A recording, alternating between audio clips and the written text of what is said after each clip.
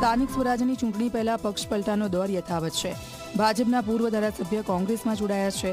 માતરના બીજેપીના પૂર્વ એમએલએ કેસરી સિંહ સોલંકી વિધિવત રીતે કોંગ્રેસમાં જોડાયા છે। અમદાવાદ કોંગ્રેસ કાર્યાલય ખાતે કોંગ્રેસ પ્રદેશ પ્રમુખની હાજરીમાં કોંગ્રેસનો ખેસ ધારણ કર્યો છે।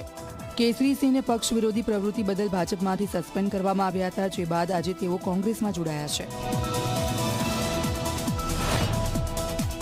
આજે અમે આનંદ સાથે કહીએ કે ખેડા જિલ્લાના એક મજબૂત યુવાન આગેવાન માતર વિધાનસભાના પૂર્વ ધારાસભ્ય ભાઈ શ્રી કેસરીસિંહભાઈ કોંગ્રેસ પાર્ટીમાં વિધિવત પ્રવેશ કર્યો છે, ત્યારે અમે એમનું હાર્દિક સ્વાગત કરીએ છીએ।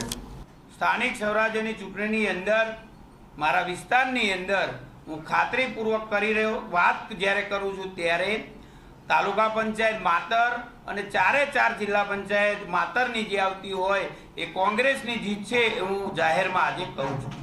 પૂરી પ્રમાણિકતાથી કોંગ્રેસની અંદર મારા તમામ સાથી મિત્રો પણ આવનારા દિવસોની અંદર જોડાવાના છે।